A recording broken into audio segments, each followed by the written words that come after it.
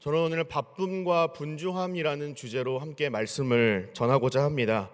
최근에 읽은 책 한 권을 소개하면서 말씀을 시작하려고 합니다. 책 표지 사진을 한 장 띄워주시면 감사하겠습니다. 여러분이 지금 보고 계시는 이 책은요, 미국의 저명한 목회자이자 조직신학 교수로 섬기시는 케빈 드영의 저서 나는 왜 이렇게 바쁠까라는 책입니다. 책 제목과 표지를 보고 이끌리듯이 읽게 되었는데요, 하나님 앞에 부끄럽기도 하고 무릎을 탁 칠 만한 유익한 내용들이 많이 있었습니다. 그래서 하나님께서 허락하신 하루 24시간이라는 이 시간을 우리가 어떻게 다루면 좋을까, 이 책의 내용을 중심으로 우리 성도님들과 함께 말씀을 나누면 좋겠다라는 생각이 들어서 이 책의 내용을 참고해서 오늘 말씀을 준비를 했습니다. 또 두 번째 사진을 한번 띄워주시면 감사하겠습니다. 이 책의 부제를 보시면 미친 듯이 바쁜 삶을 사는 당신에게라고 되어 있습니다. 미친 듯이 바쁜 삶, 혹시 저와 여러분, 곧 우리 모두의 이야기는 아닙니까? 그렇습니다. 모든 사람들이 정신없이 바쁘게 살아가고 있습니다. 어린아이, 어른, 어르신들 할 것 없이 모두가 바쁘게 지냅니다. 그래서 어떤 사람은 분주한 이 시대를 가리켜서 누가 쫓아오지도 않는데 혼자 바쁜 시대라고 말하기도 하고요. 또 어떤 사람은 누가 얼마나 더 바쁜지 내기해도 패배가 없을 만큼 모두가 바쁘게 살아간다라고 말하기도 합니다.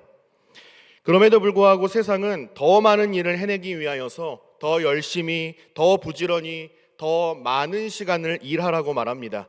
그래야 돈도 많이 벌 수 있고 실적을 많이 쌓으면 승진의 기회도 있고 명예와 권력을 얻을 수 있다라고 우리의 열심과 수고를 강요합니다.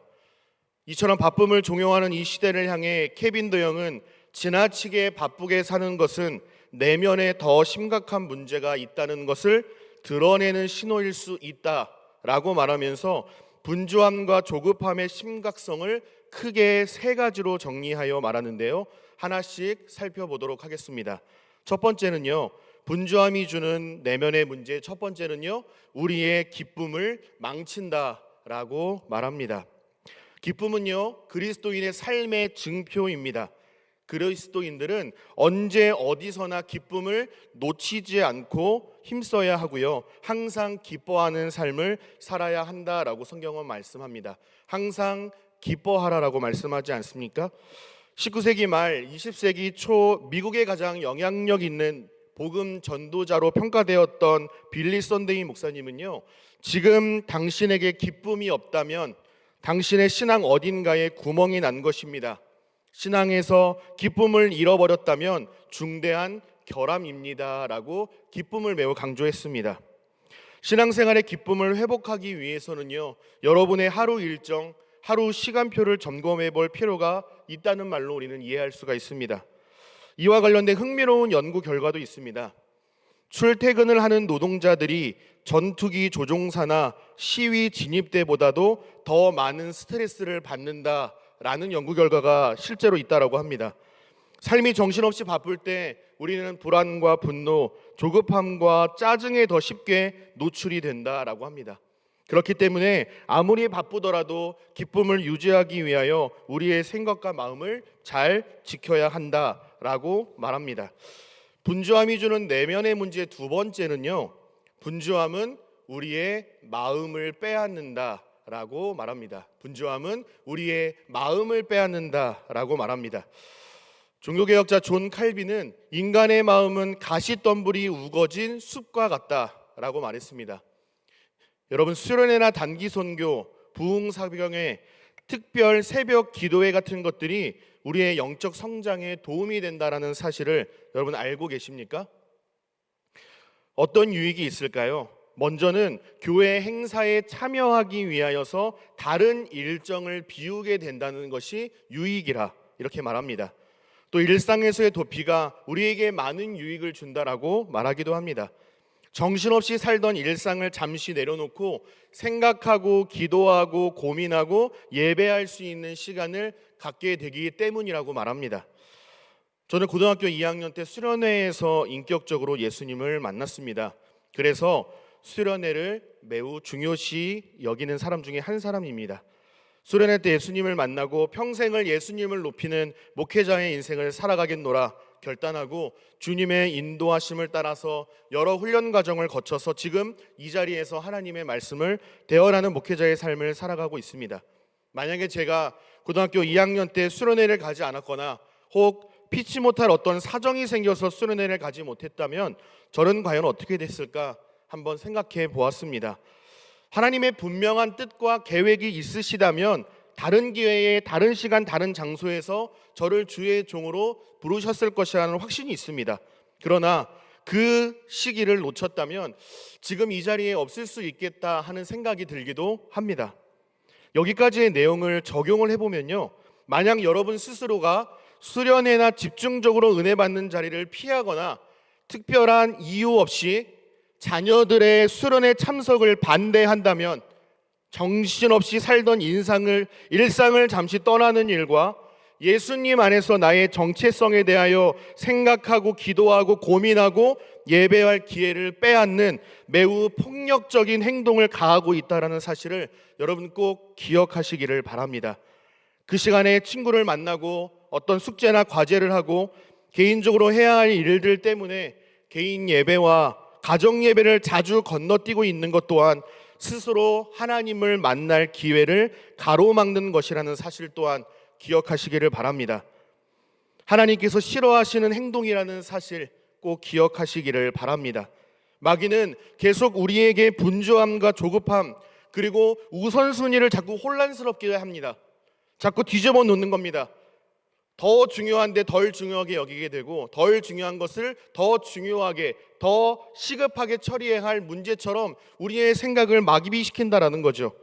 그래서 우리는 예배와 말씀 중심의 신앙생활을 하여서 우리의 생각과 마음과 신앙을 잘 지키는 훈련을 날마다 해 나가야 하는 겁니다.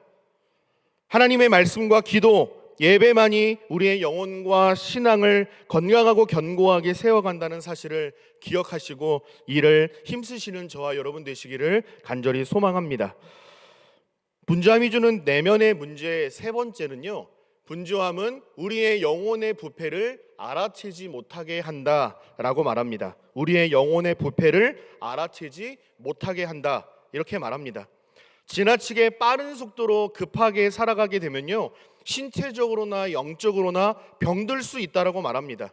그런데 지나치게 빠르게 지내다 보면요, 우리의 육적인 건강과 영적인 건강까지 돌아볼 여유를 잃게 됩니다.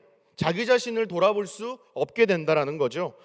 그럼 우리의 몸과 영혼이 병들어가는데도 불구하고 깨닫지 못하며 살아가는 것, 이것이 바로 우리의 영혼을 부패하게 하는 것입니다. 기독교 철학자 달라스 윌라드는요, 영적으로 건강해지려면 어떻게 해야 하나요? 라는 질문을 받고 잠시 생각한 후에 이런 답변을 했습니다. 당신의 삶에서 조급함을 가차없이 제거해야 합니다. 조급함은 우리 시대의 영성 생활을 방해하는 가장 큰 장애물입니다 라고 말했습니다. 메시아 대학교의 마이클 지가렐리도요, 미국 그리스도인 2만 명을 대상으로 무려 5년 동안 연구를 했답니다. 연구 결과를 보니까 하나님과 함께하는 삶을 방해하는 가장 큰 요인을 분주함이라 이렇게 꼽았습니다. 여러분, 그만큼 분주함과 조급함은 매우 무섭고 우리가 경계해야 하는 대상임을 확인할 수가 있습니다.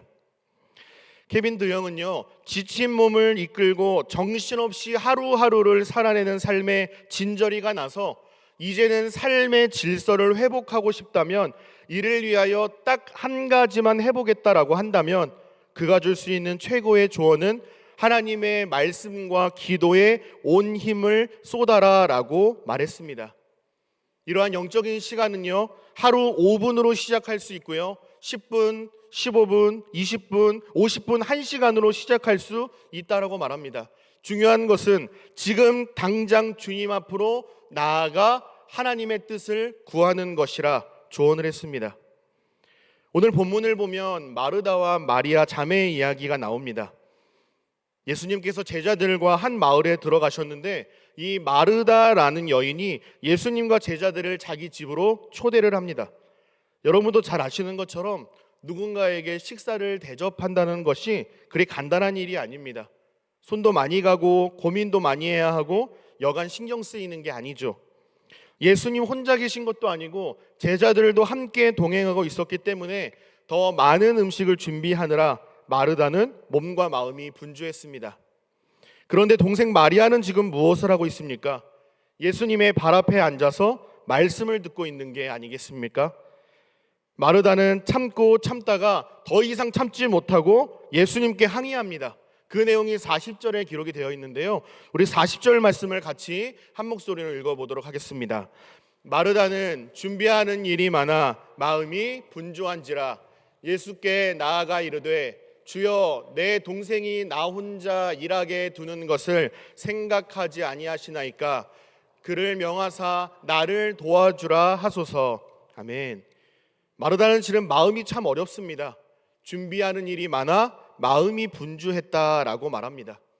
손이 10개라도 모자랄 정도로 정신없이 음식을 준비하고 있는데 동생 마리아는 자신을 돕지 않고 예수님의 발 앞에 앉아있는 모습이 소위 얼마나 꼴보기 싫었을까요?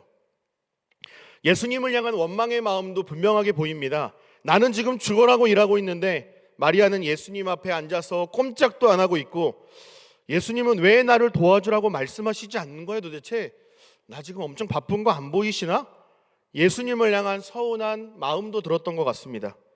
여러 가지 복잡한 심정을 억누르다가 결국 참지 못하고 폭발해버린 거죠. 예수님은 이런 마르다의 마음을 아시는지 모르시는지 요리하느라 혼자 고군분투한 마르다를 진정시키시고 앉아서 아무것도 하지 않는 게으른 마리아를 칭찬까지 하십니다.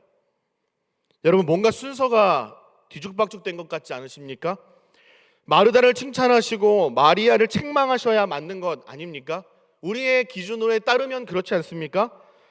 어쩌면 마리아와 마르다를 잘못 보고 혼동하시는 것은 아닐까요?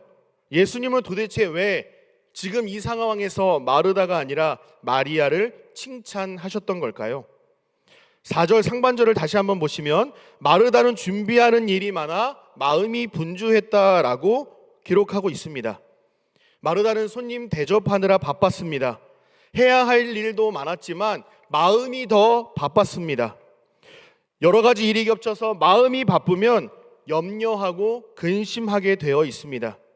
좀 전에 내면의 문제 3가지를 말씀드렸던 것처럼요, 마음이 바빠지기 시작하면요 기쁨과 감사를 잃어버리게 되고요, 너무 분주한 나머지 하나님이 아닌 다른 것에 마음을 빼앗기기 일쑤입니다. 그러면 영혼이 점점 부패한다라는 것을 깨닫지 못하고 자신의 영혼을 망치게 됩니다. 여러분, 오해하시면 안 됩니다. 일을 많이 하는 것이 나쁘다라는 말씀을 드리는 것이 아닙니다. 마르다를 향해 같이 욕해달라고 드리는 말씀이 아닙니다. 제가 말씀드리고자 하는 핵심은 일이 겹치고 몰려서 마음이 바빠지면 예배 없이 말씀 없이 우리 마음속에 예수님도 없고 십자가 대속의 은혜와 구원의 감격을 잃은 채로 봉사하다 보면 언젠가는 탈이 날 수 있다라는 말씀을 드리고 싶은 겁니다. 내 안에 없는 힘, 내 안에 없는 열정과 수고, 은혜를 끌어내다 보니까 참지 못하고 마침내 뻥 하고 터져버리는 거죠. 배가 부를 때는 순한 양의 모습을 보였다가도 수가 틀리고 화가 나면 뿔 달린 늑대의 모습을 보인다면 어찌 교회 공동체가 아름답게 세워갈 수 있을까요? 이것은 불가능합니다. 사랑하는 여러분, 말씀과 기도를 통해 여러분의 내면을 예수 그리스도로 풍성히 채우시기를 바랍니다.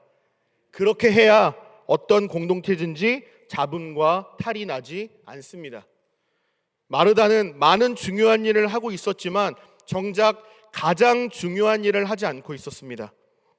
다시 한번 말씀드릴게요. 마르다는 많은 중요한 일을 하고 있었습니다. 놀고 있었던 것이 아닙니다. 중요한 일을 하고 있었습니다. 그러나 가장 중요한 일을 하지 않고 있었습니다. 가장 중요한 일, 그게 무엇입니까? 예수님의 발 앞에 앉아서 말씀을 듣는 일을 놓친 겁니다. 육신의 양식을 준비하느라 영혼의 양식을 먹지 못했습니다. 그러니까 어떤 모습을 보입니까?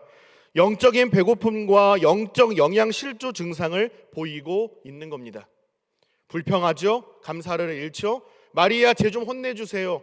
마음속이 까매져 있습니다. 여러분, 마르다 신드롬, 마르다 증후군이라는 단어를 혹시 들어보신 적이 있으십니까? 이 마르다 신드롬은 하나님의 방식보다 내 방식을 서두르는 것이라 이렇게 말합니다.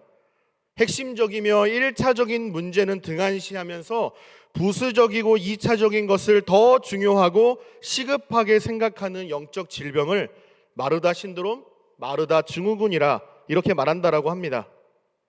우리가 너무 분주한 나머지 마르다 증후군이라는 질병을 앓고 있는 것은 아닌가? 우리가 지금 예수님께서 보시기에 건강하고 바른 신앙생활을 하고 있는가? 오늘 주신 하나님의 말씀에 비추어 점검하고 항상 경계하고 돌이켜야 할 줄로 믿습니다. 우리는요, 육적인 배고픔, 육적인 필요를 채우기 위하여서 부단히 애를 씁니다. 저는 배가 고프면 손이 떨리는 사람입니다. 그래서 뭐라도 주워 먹어야 힘이 납니다. 손이 덜 떨려요. 이렇게 문제와 결핍을 적극적으로 해결하고자 합니다. 그렇다면 우리는 영적인 허기, 영적인 갈증, 하나님과의 관계의 문제를 해결하기 위해서 어떤 노력과 수고를 감수하고 있는가 스스로 한번 점검해 볼 필요가 있다라는 겁니다. 안타깝게도 육적인 결핍은 즉각적으로 해결하고자 하지만 영적인 건강 관리는 소홀하게 여기고 있는 것은 아닌가라는 말씀을 드리는 것입니다. 여러분도 잘 아시듯이 예수님은 엄청나게 분주한 삶을 사셨습니다. 예수님이 가시는 곳마다 많은 인파가 몰려들었죠. 매일매일 하나님 나라 복음을 전파하시고 가르치시고 치유하셨습니다. 소위 떼거지로 치유하신 것이 아니라 한 사람 한 사람 환부를 만지시고 마음을 만지셨으니 얼마나 많은 에너지와 얼마나 많은 피로가 쌓이셨겠습니까? 그럼에도 자신이 해야 할 일에 온전히 몰두하셨습니다. 예수님께서 이 땅에서 해야 할 일들이 무엇이었습니까?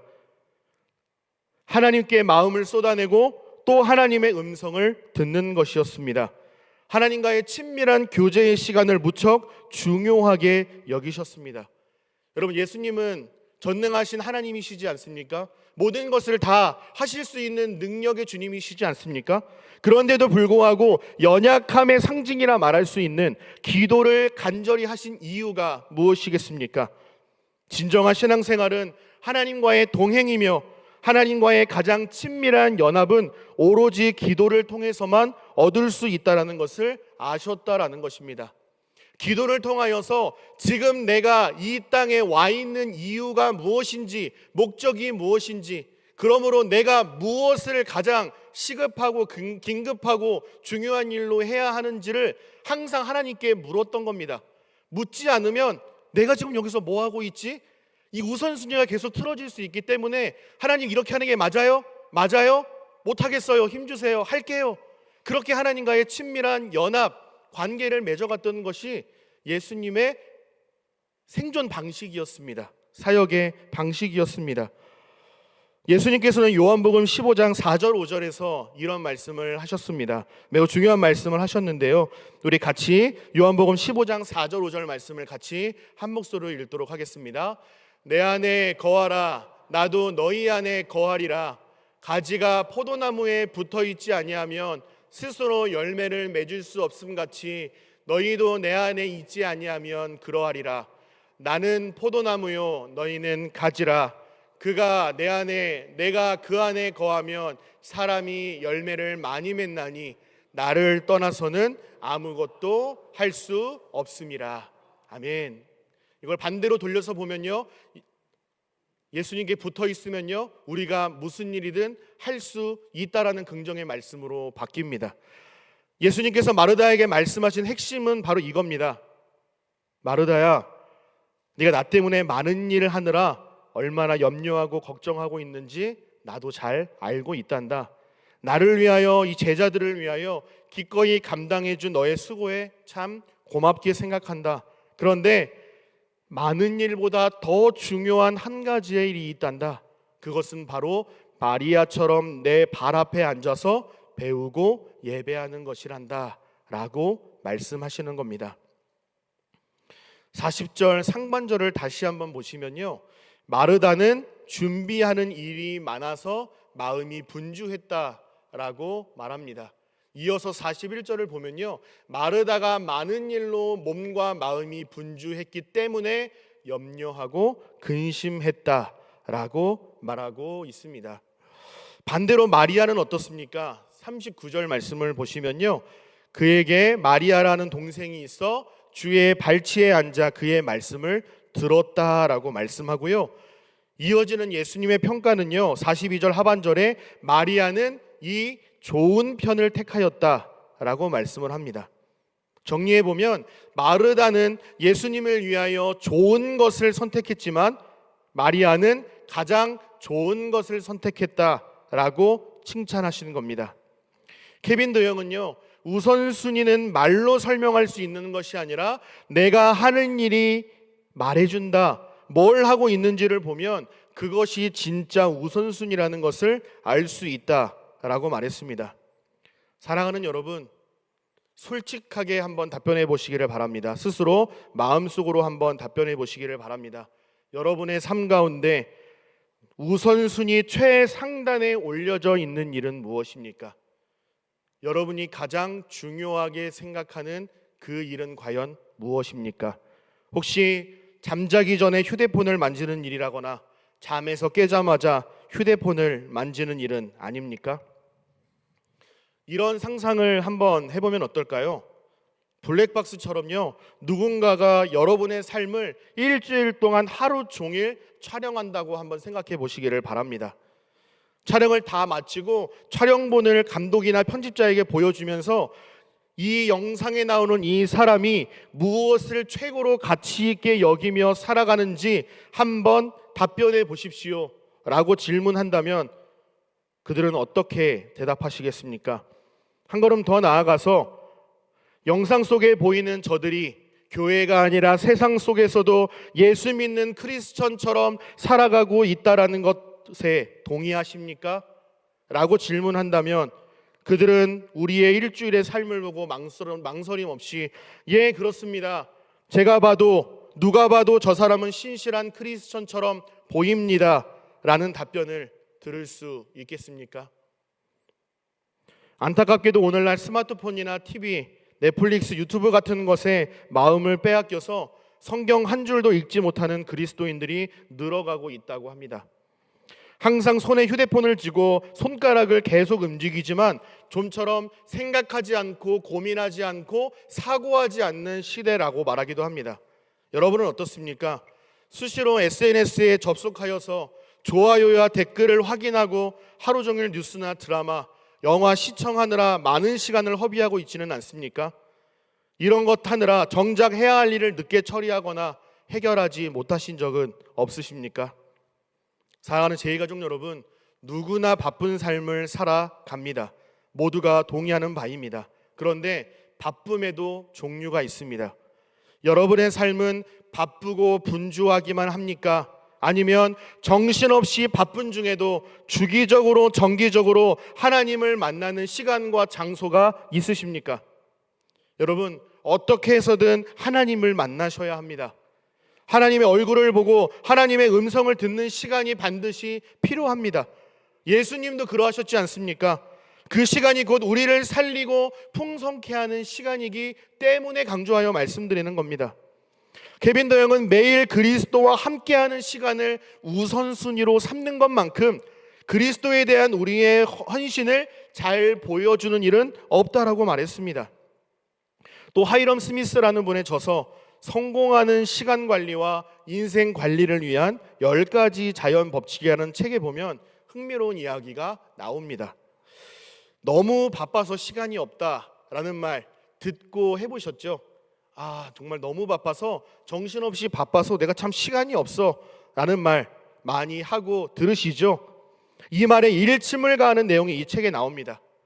뭐라고 나와 있냐면요, 시간이 없다는 말은 거짓말이다. 누구나 하루 24시간을 가지고 있다. 시간이 없다라는 말은 그것보다 더 중요한 일이 나에게 있습니다 라는 뜻이다 라고 말했습니다. 쉽게 예를 들면 이런 겁니다. 다음 주 주일날 예배 끝나고 같이 식사하시겠습니까? 제가 시간이 없어서 식사는 좀 어려울 것 같아요 라는 말은 정말 시간이 없다라는 말이 아니라 당신과 식사하는 그 시간보다 나에게는 더 중요하게 처리해야 할 일이 있습니다 라는 뜻이라는 겁니다. 어디에 무게중심과 가치를 두고 있는가를 잘 보여주고 있는 겁니다. 좀 더 직설적으로 말씀드리겠습니다. 너무 바빠서 시간이 없어서 하나님과 1대1로 독대할 시간이 없어요 라는 이 말은 정말 시간이 없다라는 말이 아니라 하나님보다 지금 하나님을 만나고 하나님의 뜻을 구하는 것보다 나에게는 지금 처리해야 할 내 나름대로의 더 중요한 일이 있어요 라는 것을 보여주는 말이라는 겁니다. 여러분, 제가 아이를 키우다 보니까요, 책을 읽을 시간이 좀 부족한 거예요. 그래서 뭘 줄였는지 아십니까? 잠을 줄였습니다. 그런데 하기 싫으면 방법도 찾지 않습니다. 그런데 하고 싶으니까, 해야 하니까 해야 할 방법을 찾는 겁니다. 핑계가 아니라 방법을 찾아요. 이 이야기를 말씀드리는 겁니다. 우리에게는요, 믿음이 필요합니다. 어떤 믿음이 필요할까요? 예수님의 발 앞에 앉아서 하나님의 말씀을 듣는 것이 내게 가장 귀하고 가치 있는 일이라는 믿음과 주님과 날마다 동행하는 삶이 나를 가장 풍성하고 행복하게 한다라는 믿음이 필요합니다. 이러한 믿음을 가진 자야말로 하나님을 찾을 수 있습니다. 하나님을 예배하는 데 시간을 내고요, 에너지를 내고요, 마음을 쏟습니다. 이러한 믿음이 없다면 내가 더 중요하게 생각하는 덜 중요한 일을 할 것입니다. 여러분, 누가복음 10장 끝자락에 나오는 이 마르다와 마리아 자매 이야기 앞에 어떤 이야기가 기록되어 있는지 아십니까? 놀라운 일들이 기록되어 있습니다. 제자들이 병자를 고치고요, 귀신을 내쫓아냅니다. 그리고 복음을 전합니다. 성공적인 전도 여행을 자축이라도 하듯이 사탄이 하늘에서 번개처럼 떨어지는 것을 보았다라고 말씀하셨습니다.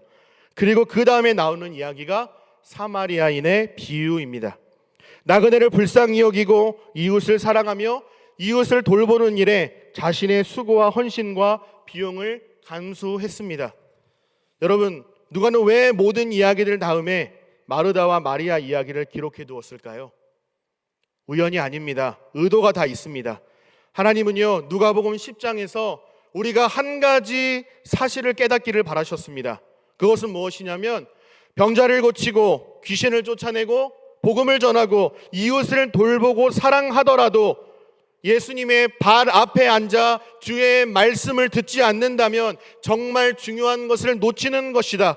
그러므로 하나님을 위한 일을 하는 것도 매우 중요한 일이지만 자신이 먼저 하나님의 말씀을 듣고 배우는 과정을 통하여서 하나님께서 허락하신 영혼의 양식으로 우리의 영혼을 배불리 먹이는 일이야말로 가장 중요하고 가치 있는 일이라는 사실을 깨닫기를 바란다라고 말씀하시는 겁니다.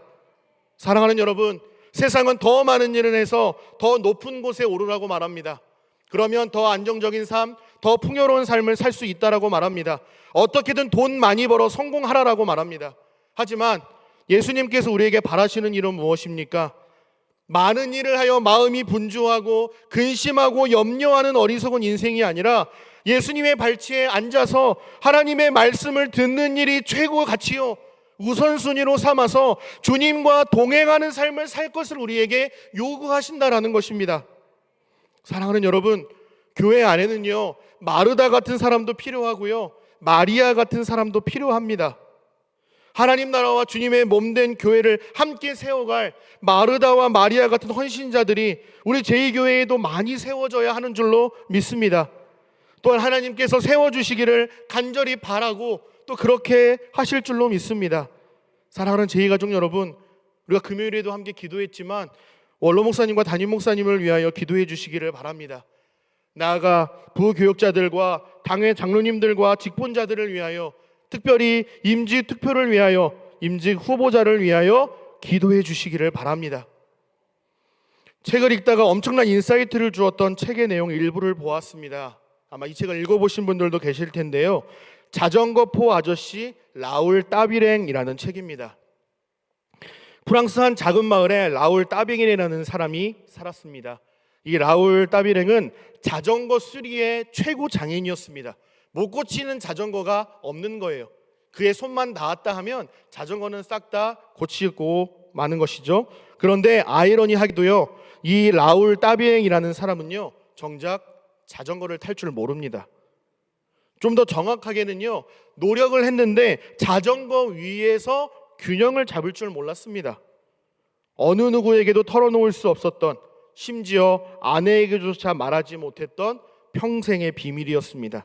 그러던 어느 날 마을에 에르베 피그뉴라는 사진사가 나타났습니다.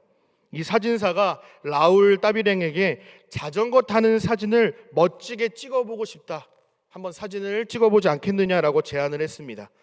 그런데 자전거를 못 타지 않습니까? 그래서 계속 피해 다니다가 아내의 권유로 사진을 찍게 됩니다. 그런데 사진사가 찍었던 사진은 대박이 났습니다. 왜냐하면 이 라울 따비랭이 마치 자전거를 타고 하늘을 나는 새처럼 정말 멋있는 사진이 포착이 된 거예요. 그럼 놀랍지 않습니까? 어느 부분이 놀랍냐면요, 알고 보니까 그 사진사도 사진을 우연히 찍은 거랍니다. 정확히 말하면 사진사가 찍은 것이 아니라 놀라서 갑자기 떨어지면서 우연히 찍힌 사진이었다라는 겁니다.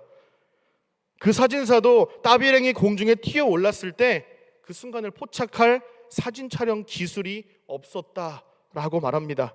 헛웃음을 칠 수밖에 없었습니다. 그런데 한편으로는 설교를 준비하면서 이 이야기가 주는 여운이 저는 굉장히 크게 남았습니다. 자전거를 잘 고쳤지만 자전거를 타지 못했던 라울 따비랭처럼 사진사였으나 순간을 포착하는 기술이 없었던 아르베 피그뉴처럼 주님의 일을 한답시고 고군분투 동분서주하며 분주하지만 정작 하나님을 잘 모르거나 주님과의 친밀한 교제가 없어서 영적인 허기로 허덕이는 불쌍하고 어리석은 자가 되지 않도록 제2교회를 함께 세워가는 모든 일꾼들이 될 수 있도록 여러분 꼭 기도해 주시기를 바랍니다. 임직선거를 통하여서 주님의 몸된 교회와 성도들을 사랑과 겸손으로 섬길 수 있는 믿음의 일꾼들이 세워질 수 있도록 반드시 기도해 주시기를 바랍니다. 저는 두 가지의 이야기를 소개하고 말씀을 맺고자 합니다. 당신은 바쁘십니까? 사탄이 기독교인을 이기는 12가지 방법이라는 글귀를 소개해 드리고 싶습니다. 사탄이 기독교인을 이기는 12가지 방법입니다. 사탄은 악마들의 지폐에서 기독교인들이 하나님과 가까이 하는 한 우리는 그들을 지배할 힘이 없습니다. 하지만 기독교인들을 이기기 위하여 여러분이 할 수 있는 12가지 방법이 있습니다 라고 말하고 이 12가지를 정리해 놓은 것입니다. 한번 읽어드리겠습니다. 눈을 따라 한번 보시기를 바랍니다. 필수적이지 않은 것들로 바쁘게 지내게 한다. 과도한 지출을 유도하고 빚을 지게 한다. 공허한 생활 방식을 유지하기 위해 장시간 일하게 한다. 가족과 함께 시간을 보내지 못하게 하라. 왜냐하면 집이 붕괴되면 직장에서 피난처가 없기 때문이다. 텔레비전과 컴퓨터로 그들의 마음을 자극하여 하나님이 그들에게 말하는 것을 들을 수 없게 하라. 커피 테이블과 나이프 스탠드에 신문과 잡지를 채워 성경을 읽을 시간이 없게 하라. 경품 프로모션으로 그들의 우편함을 가득 채우고 그들이 물질적인 것들을 쫓도록 하기 위한 풍부한 빠른 계획을 얻는다. TV와 잡지 표지에 매력적인 모델을 넣어 외모에 집중하게 한다. 그렇게 하면 그들은 자기 자신에 대해 불만족하고 짝에 대해 불만족하게 될 것이다. 커플들이 육체적인 친밀감에 너무 지쳐서 다른 곳을 보고 싶은 유혹을 받도록 하라. 산타와 부활절 토끼를 예수보다 더 크게 만들어 절기의 진정한 의미를 기억하지 못하게 하라. 그들을 좋은 일에 참여시켜 영원한 것들을 위한 시간을 갖지 못하게 하라. 즉 현실을 만족하게 하라는 겁니다. 마지막 12번째, 스스로 만족하게 하라. 그들이 자신의 힘으로 일하도록 바쁘게 하여 그들을 통해 일하는 하나님의 능력의 기쁨을 결코 알지 못하게 하라 라고 말했습니다. 사랑하는 여러분, 분주함은 하나님의 뜻을 거스르는 것입니다. 분주함은 하나님을 보기보다 쌓여있는 일을 보게 하고요, 염려와 근심을 느끼게 합니다. 우리가 살아가다 보면 하나님의 일로 바쁠 수 있습니다. 그러나 분주해서는 안 됩니다. 새벽부터 밤 늦게까지 예수님은 많은 사역을 감당하시느라 정신없이 바쁘셨습니다. 그러나 분주하지는 않았습니다. 이쯤에서 우리는 바쁨과 서두름의 차이를 살펴볼 필요가 있습니다. 존 오토버그의 말에 따르면 바쁜 것은 외적인 상태, 즉 몸의 상태를 말합니다. 해야 할 일들이 많은 것이 바쁜 겁니다. 그런데 서두르는 것은 이 마음의 상태, 영혼의 상태라고 말합니다. 서두르는 것은 자기 자신과 자신의 삶에 온통 정신에 팔려서 하나님, 자기 자신, 다른 사람과 온전히 함께 있지 못하는 것을 의미합니다. 좀 더 현실적으로 말씀드릴게요. 바쁘다는 것은 일주일에 성경 공부 모임 3곳에 참석하는 것이라고 한다면, 서두름은 한 번의 성경 공부 모임에서 조용히 하나님의 음성에 귀 기울일 시간을 내지 못하는 것이라고 할 수가 있습니다. 예수님은 눈앞에 닥친 급한 일이 아니라 가장 가치 있고 중요한 일을 하셨습니다. 우선순위를 정하고 부차적인 일들은 끊어내고 가지치기를 하시는 것입니다. 우리는 우선순위에 관한 예수님의 모습을 보고 배워야 합니다. 우리의 삶 속에서 두더지가 끊임없이 올라오는 것처럼 모든 두더지를 다 때려잡을 수는 없습니다. 포기할 것은 포기하고 가장 중요한 것에 집중해야만 합니다. 말씀을 정리하겠습니다. 바쁘다라는 뜻을 가진 영어 단어 busy라는 단어가 있습니다. 누군가가 이 busy, busy 앞글자를 따서 이렇게 정리해 놓은 것을 보았습니다. 당신은 바쁘십니까? 라고 되어 있는데요. being, 존재라는 뜻이고요. 언더는 뭐뭐 아래라는 뜻입니다. 사탄의라는 뜻이고요. 요크는 멍에 굴레라는 뜻입니다. 무슨 말입니까? 당신은 바쁘십니까? 그렇다고 한다면 당신은 사탄의 멍에 지배하에 있는 존재입니다 라는 뜻입니다. 여러분, 분주함이 왜 악이라고 할까요? 정신없이 일에 쫓기다 보니 함께 하시는 주님을 바라보지 못하게 하기 때문입니다.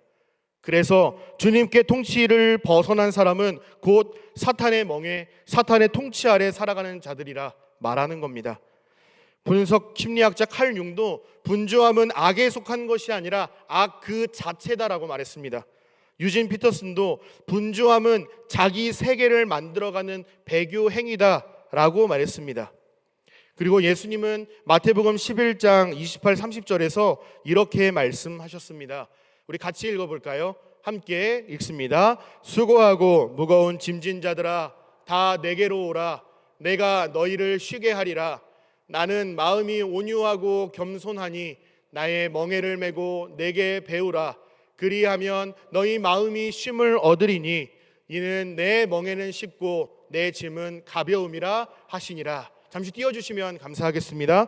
예수님은 수고하고 무거운 짐진 자들에게 쉼을 주기 위하여서 이 땅 가운데 오셨습니다.